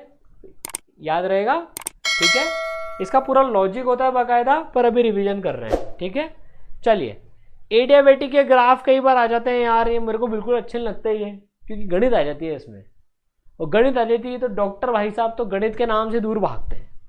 अब पीवी की power gamma equal to constant, जैसे आइसोथर्मल का ग्राफ होता है वैसे दिखने वाला कर्व होता है इसका भी, पी प्रोपोर्शनल टू वी की पावर माइनस गामा, मेनली यही पूछा जाता है। तो इसको याद रखना, आइसोथर्मल जैसा ग्राफ होता है, इक्वेशन अलग है पर वैसा ग्राफ होता है। वॉल्यूम बढ़ेगी प्रेशर घटेगा, वॉल्यूम बढ़ेगी प्रेशर घटेगा। प्रेशर वर्सेस टेम्परेचर का ग्राफ ऐसा होता है। अब यार ये प्रेशर वर्सेस टेम्परेचर का ग्राफ ऐसा होता है, इसके डिटेल में नहीं जा रहा मैं, इतना डिटेल में आता नहीं है ये, ठीक है। अब ये मैंने जो बताया था ना आपको, ये देखो वही क्वेश्चन आ गया, ये जहां पर इंटरसेक्ट करते हैं इसमें से बताना, तो फिसल पट्टी देख लो, यहाँ 1 नंबर की फिसल पट्टी बड़ी है, 1 नंबर की फिसल पट्टी बड़ी है, यहाँ पर देखो फिसल पट्टी बना लो, 1 नंबर की फिसल पट्टी बड़ी है, तो 1 एडियाबैटिक और 2 की फिसल पट्टी छोटी है, तो 2 इस केस में आइसोथर्मल हो गया। याद रहेगा सर? बिल्कुल रहेगा। फिसल पट्टी बड़ी तो वो एडियाबैटिक, क्योंकि स्लोप देखो, स्लोप ऐसी होती है, थोड़ा सा डिटेल में बता देता हूँ, जो स्लोप होती है ना उसकी वैल्यू इतनी होती है। एडियाबैटिक प्रोसेस की जो स्लोप होती है minus gamma pressure by volume, isothermal की होती है minus pressure by volume, gamma 1 से बड़ा होता है, तो फिसल पट्टी की स्लोप एडियाबैटिक की बड़ी होती है, ठीक है। चलो बहुत बढ़िया, फटाफट से रिवाइज कर लेते हैं यार। अब ये पॉलीट्रॉपिक प्रोसेस बहुत आसान है, क्योंकि ये एडियाबैटिक का भाई है, भाई ऑफ एडियाबैटिक। ये मानो सर भाई क्यों एडियाबैटिक का, ये इसमें पीवी की power x equal to constant होता है, इसमें वहां पर गामा होता है, यहाँ पर पीवी की पावर x होता है, वहां पर पीवी की पावर गामा होता है, यहाँ पर पीवी की पावर x होता है। तो work done by gas NR delta T 1 minus x, gamma के बदले x आ गया सब जगह, देखो सब जगह, ये गामा और ये मामा अरे सॉरी गामा या मामा, अब ऐसा नहीं होता, पीवी की power gamma equal to constant, PV की power X equal to constant, समझ गए, ठीक है, सेम होता है। पॉलीट्रॉपिक प्रोसेस भी यार वही सारी गणित जो गामा के साथ होती है वो इसके साथ होती है, गामा को एक्स से रिप्लेस कर दो बस, ठीक है। हाँ भाई साहब, अब फ्री एक्सपेंशन ऑफ गैस पे आते हैं अपन। फ्री एक्सपेंशन ऑफ गैस, ये भी बहुत ज़्यादा नहीं आता लेकिन सिलेबस में इसलिए पढ़ा रहा हूँ। फ्री एक्सपेंशन ऑफ गैस का मतलब क्या होता है, देखो फटाफट से पढ़ लो यार, देखो जेई में ज़्यादा आता है लेकिन पता होना चाहिए, देखो यार ठीक है ना, पता होना चाहिए, मैं कुछ छोड़ नहीं रहा हूँ। देखो फ्री एक्सपेंशन में क्या होता है, एक साइड वैक्यूम और एक साइड गैस भरी हुई है, इसको हटा लिया एकदम से, इसको हटा लेते हैं, रिमूव कर लेते हैं, इसको रिमूव कर लेते हैं यहाँ से, इसको हटा लिया तो क्या हुआ, ये जो गैस के मॉलिक्यूल्स है ना ये इसमें चल जाते हैं, ये पूरे उसमें, ये मान लो ये वॉल्यूम V, ये वॉल्यूम V, यहाँ पर प्रेशर P, ठीक है। अब ये 2V हो गई, अब ये तो भाई साहब प्रेशर कितना होगा वो बताना है, P डैश बोल लो इसको, P डैश, ठीक है। यहाँ पर वॉल्यूम V हो जाती है। अब इसमें क्या होता है, याद रखने की कुछ चीज़ें क्या है, सुन लो फटाफट से। इस केस में गैस का वर्क डन 0 होता है, ये ध्यान रखना, क्योंकि इसमें गैस किसी को धक्का मार, या वैक्यूम है, गैस को धक्का नहीं मारना। अब आपका लॉजिक हो सकता है कि सर ऐसे तो गैस ने वॉल्यूम बढ़ा लिया अपनी, नहीं, ये किसी को धक्का मार के, तो इसको छोड़ दोगे ना आप, तो ये किसी को धक्का नहीं मार रही है, ऐसे फ्रीली एक्सपैंड हो रही है, तो वर्क डन बाय गैस 0 होता है, इसमें ध्यान रखना, ठीक है। इसमें डेल्टा U 0 होता है, चेंज इन इंटरनल एनर्जी 0 होती है यहाँ पर, और यहाँ पर डेल्टा Q भी 0 होता है। देखो इसमें कोई हीट सप्लाई नहीं करी तो सारे वेरिएबल्स 0 होते हैं यहाँ पर। इंसुलेटेड है, क्योंकि ये इंसुलेटेड है तो डेल्टा Q 0, वर्क डन 0, तो डेल्टा U 0। टेम्परेचर चेंज नहीं होता है, ध्यान से सुनना, टेम्परेचर चेंज नहीं होता है, तो तीनों वेरिएबल्स 0 होते हैं इस केस में, तीनों वेरिएबल्स 0 होते हैं।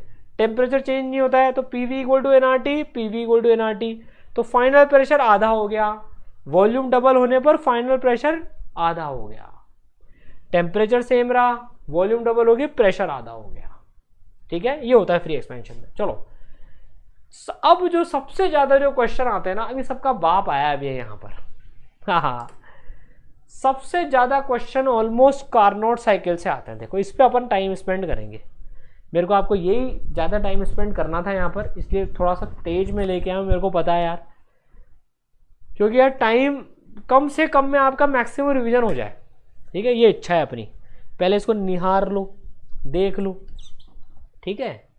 चलिए, तो कार्नोट साइकिल में क्या होता है, ठीक है ना। देखो एक चीज़ समझो सब लोग, कार्नोट साइकिल में क्या होता है, बहुत इंपॉर्टेंट है ये, ठीक है। कार्नोट साइकिल में 4 प्रोसेस होते हैं,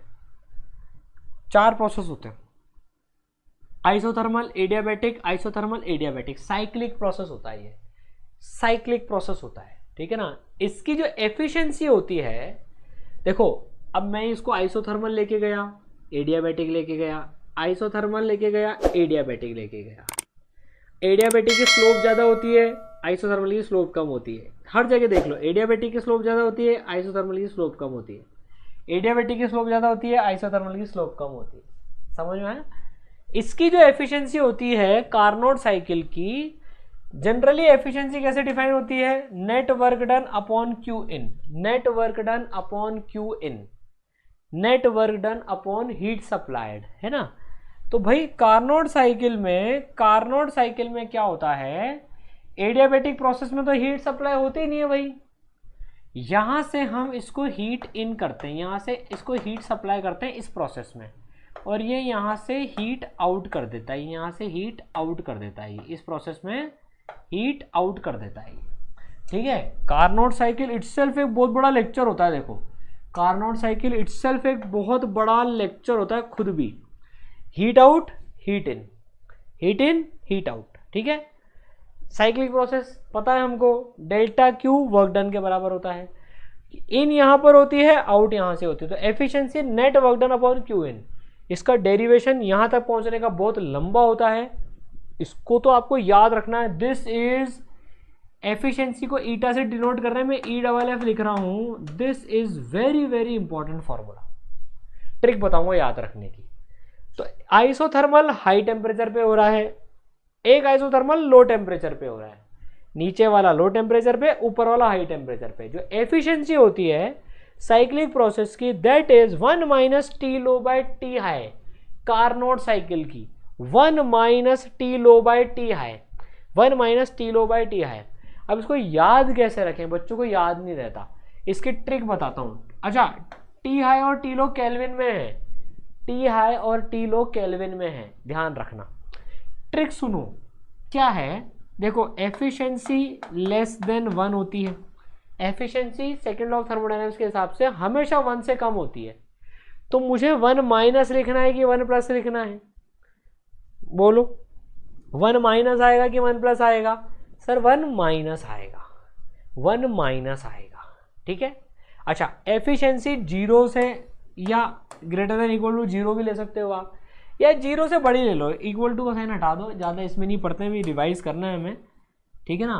ग्रेटर देन 0 होती है, नेगेटिव में भी नहीं जाने देना है मेरे को, इसमें नेगेटिव में भी नहीं जाने देना है इसमें, तो टी लो ऊपर आएगा, टी हाई ऊपर आएगा। मुझे ध्यान से सुनना, देखो बच्चों को कंफ्यूजन क्या होता है इसमें, सर 1 माइनस तो समझ में आ गया क्योंकि 1 से छोटी रखनी है, बच्चे कई बार ये गलती कर देते हैं, 1 minus T high upon T low कर देते हैं। यार आपने हाई ऊपर रख लिया, लो नीचे रख लिया, तो ये नंबर तो 1 से बड़ा हो गया ना, 1 से बड़ा हो गया, 1 में से माइनस करोगे तो नेगेटिव आ जाएगा। तो कभी भी ऐसा पाप करने बैठ जाओ ना, अगर कभी भी ऐसा पाप करो तो याद रख लो यार, एफिशिएंसी 0 से 1 के बीच में होती है, तो 1 minus T low by T high आएगा, लो ऊपर हाई नीचे, याद रखना है यार, बहुत इंपॉर्टेंट है, बहुत बहुत बहुत ज्यादा इंपॉर्टेंट है, याद रखना है। 1 minus T low by T है, ठीक है ना। सीधे सीधे क्वेश्चन आते हैं 4 नंबर के, इसमें ये दे देंगे कि ये इतना केल्विन है, ये इतना केल्विन है, एफिशिएंसी बताओ, इस फॉर्मूले के 4 नंबर खैरात में बढ़ते हैं। 1 minus T low by T है, 1 minus T low by T है, याद रहेगा 1 minus T low by T है, ठीक है। सेकेंड लॉ ऑफ थर्मोडायनेमिक्स है ना, सेकेंड लॉ ऑफ थर्मोडायनेमिक्स क्या कहता है कि एफिशिएंसी लेस देन 1 होनी चाहिए, ठीक है। पूरा का पूरा वर्क में कन्वर्ट नहीं कर सकते हैं, यहाँ पर पूरा का पूरा वर्क में कन्वर्ट नहीं कर सकते हैं, ये होता है। मतलब देखो यार, इंजन जो होता है ना, देखो मैं आपको एक चीज बताता हूँ मस्त एकदम, आप इसको समझना, ये हीट इंजन है, ये हीट इंजन है ना। गाड़ी में इंजन जो होता है ना, उससे समझने की कोशिश करो। गाड़ी में इंजन है, पेट्रोल जल रहा है, पेट्रोल जल रहा है, तो वहां पर टेम्परेचर ज़्यादा होगा कि नहीं होगा, टेम्परेचर ज़्यादा होगा वहां पर, तो वो हीट इन हाई टेम्परेचर से लेता है। तो याद रखना, ये जो मैंने कार्नोट साइकिल बनाया है, ये हीट इंजन का बनाया है, हाई टेम्परेचर से वो हीट लेता है। पेट्रोल जलता है ना जहां पर, वो बहुत हाई टेम्परेचर होता है, वहां से वो हीट इन लेता है और हीट आउट कर रहा है। वो जो एग्जॉस्ट है, आपको समझाने का समझा रहा हूं, जो धुआं छोड़ती है ना मशीन, यार वो साइलेंसर नहीं होता, धुआं छोड़ता है, 3 रेट वाला साइलेंसर नहीं, नालायकों, वो जो धुआं छोड़ता है ना, वो लो टेम्परेचर पे धुआं छोड़ता है।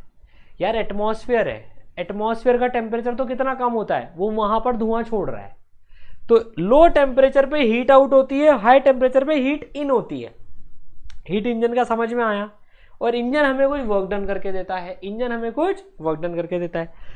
तो एफिशिएंसी क्या होगी, देखो एफिशिएंसी कितना सोच समझ के बनाई है, इसमें टाइम स्पेंड करूंगा। देखो मैं एफिशिएंसी कितना सोच समझ के बनाई है, work done divided by input जो आप दे रहे हो। देखो एफिशिएंसी जिसने भी बनाई है ना, इतनी बढ़िया बनाई है। एफिशिएंसी सिंपल है, मजा आ जाएगा देखना आपको। आउटपुट अपॉन में इनपुट कितना दे रहा हूं, है ना। एफिशिएंसी का कैसे डिफाइन होनी चाहिए, आउटपुट अपॉन इनपुट।